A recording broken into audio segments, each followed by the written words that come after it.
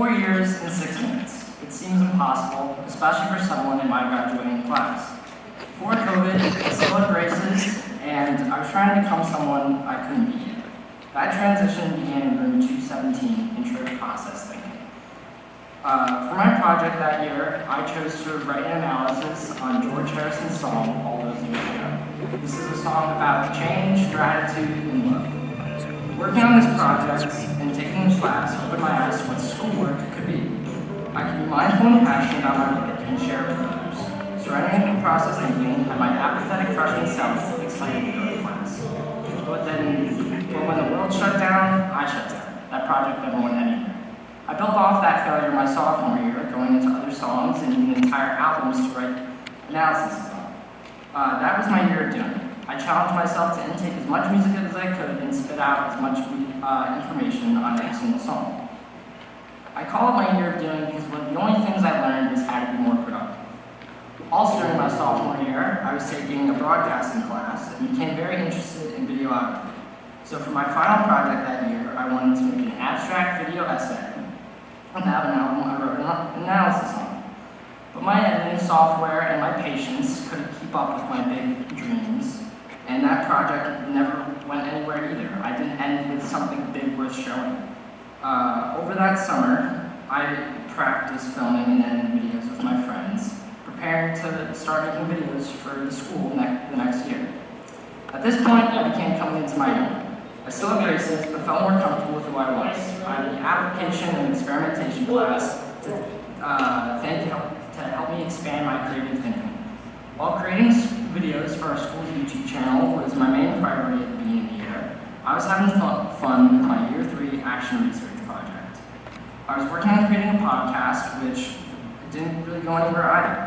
While the podcast was a failure, the process of creating it had me collaborating heavily with my humanities classmates, and the senior at the time, Sarah Canella, brought me to the auditorium one day after helping her film for the project that she was working on.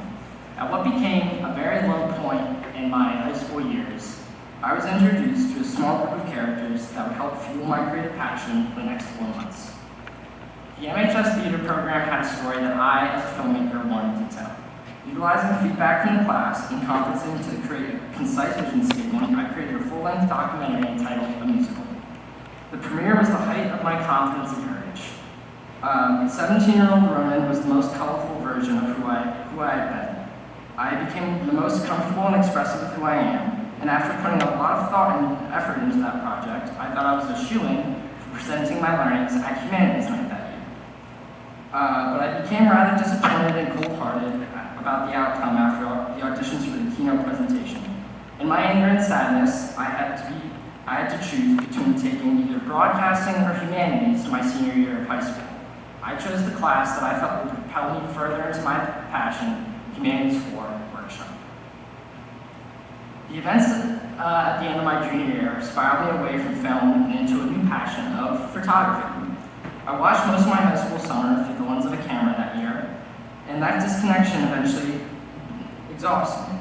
So at the start of my senior year, I took a step back by pivoting into sports photography, yearbook, and humanities. Through conferencing with Mr. Daly, I took my photographs from a professional and promotional perspective. Then through conferencing with Mr. Madden, I started taking my photos from an artistic angle. So for my next step, I held an installation on the theater program's fall drama production, and I called it Dungeons and Dragons. I ended up disappointed again with the outcome of my installation and took a further step back from photography. But through this failure, I took away a better understanding of how to create artistic pieces. So for my final project, my senior year in humanities, I created my second full-length documentary entitled If the Shoe Fits. This film about our school's musical Cinderella went deeper into sadder tones, characters, emotions, and story. My creativity and character continued to blossom working on this project. I became more mindful and mature when it came to my creative process, as opposed to my run-and-gun style of filmmaking previously. I had to double my efforts in creation and promotion, and through the academy, I was able to expand my audience and strengthen my vision for creation. The Humanities Academy began as a huge classroom for a 14-year-old Ronin Flinn, and it has transformed him into a confident, mindful, and mature individual. Following the process of the class helped me discover my passion for filmmaking and how to refine it. After dozens of project ideas, 3 years of failures and disappointments, I can say that at this moment, I know I've done valuable work and deserve to be standing in front of you today. On another note, I'm very afraid of peaking in high school. I don't want this most recent project to be the largest scale project I'll do, but what I've learned most this year is that this is what I want to do for the rest of my life. While my 18-year-old self isn't the final version of who I am, it is the most important version to my future. I've become the person I was trying to be all those years ago in my freshman year. And in my next freshman year at Marist College, I'm going to be stepping into a classroom much bigger than 217.